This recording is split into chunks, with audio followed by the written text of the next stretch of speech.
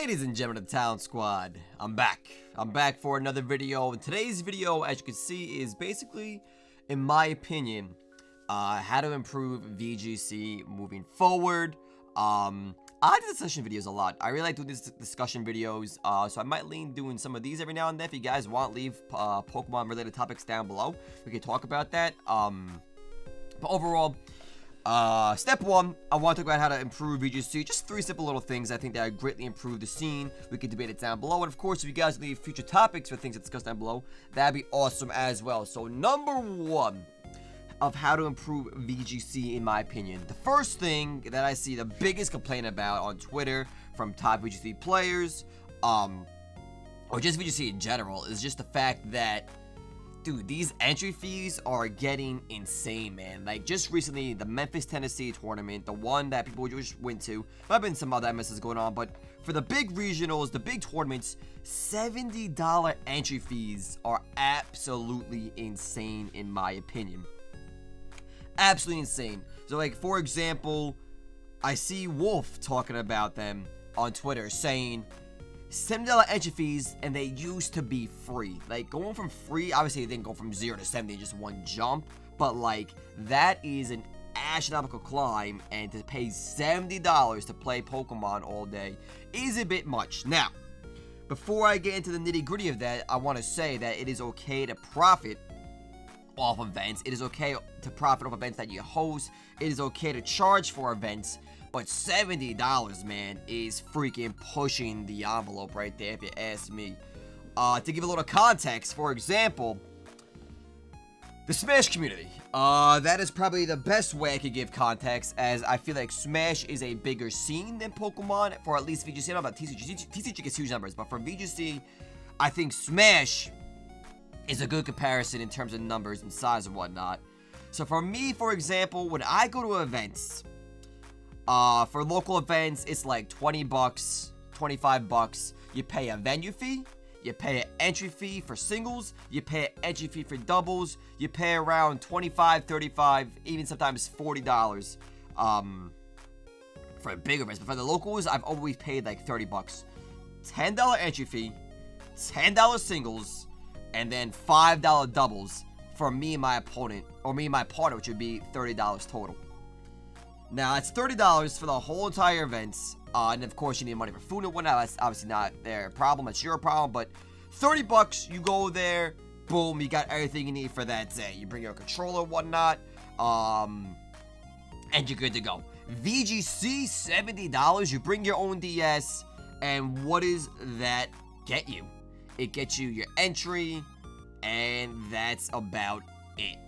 So, like, what I would recommend for VGC, at least, is to, like in Smash, the bigger events, they have early bird specials, they have those, like, register before this day, get X amount off. I would say recommend doing that. Now, big events like Apex, or those really big nationals for Smash have always been, like, I've paid, I think, like 40 to 50 bucks at most, even with like late fees and whatnot, late entry fees.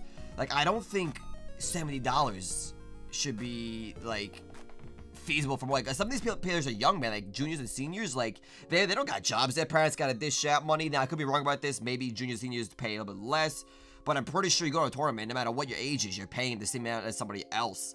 So I feel like, have like some kind of early bird special. Like, alright, for example, we got a big tournament in December. Everybody that registers right now, it's gonna be $30. Come November 7th, just for example, because today is October 15th. Come November 7th, you're gonna be paying $40. And then the late entry fee, like, for example, say the tournament is December 10th.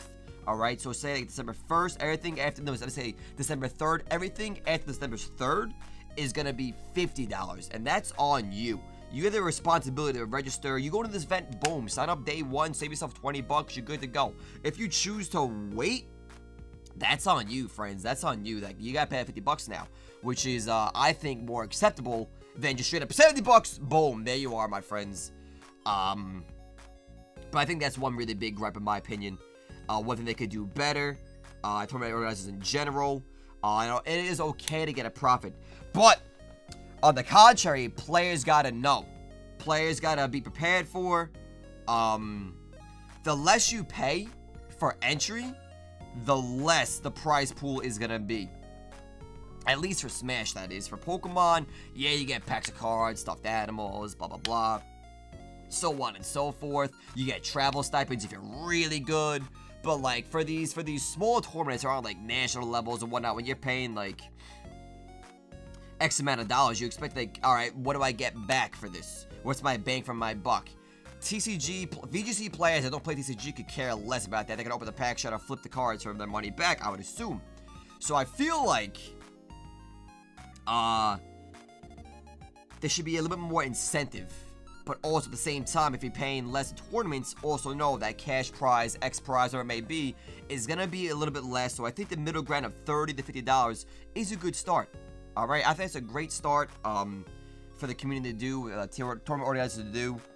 Just like, I really think the early bird special or the early specials, late fees, whatever, are a good time, a good path to choose, in my opinion, because it rewards the players that want to set up. Boom, we're good to go, and it gives incentive to set up early to get those numbers you want to hit to make your profit.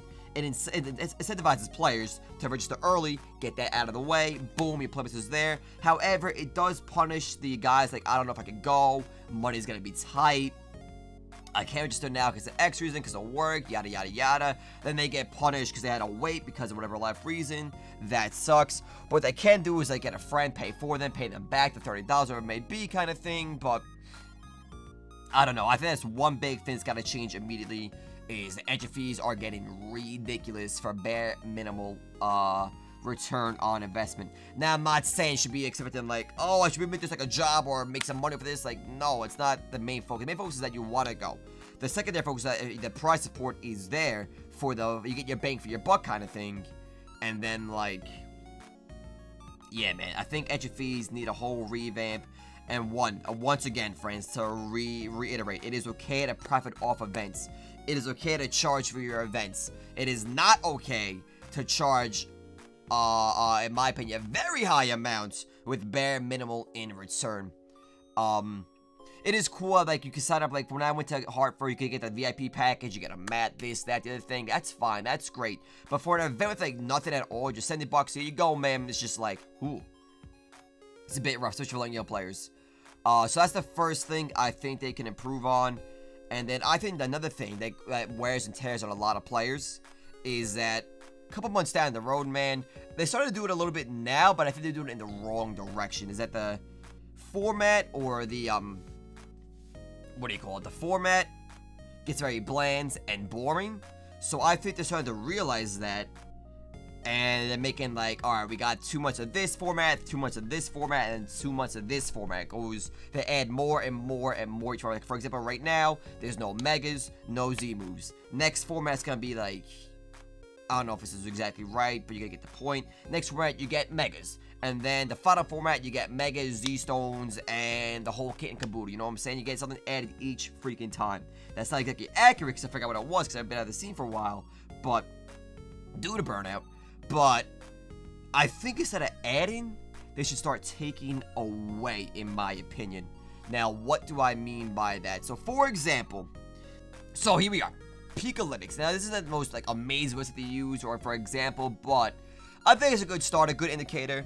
But I'll tell you what I want to suggest. I tell you the problems with that, but I think there's more benefits than cons. So, for example, instead of adding Z-Stones, Mega Pokemon, this thing, that thing, whatever it may be, start taking away. So, for example, I would say maybe like at the halfway point of the VGC season. So, for example, the season started in September.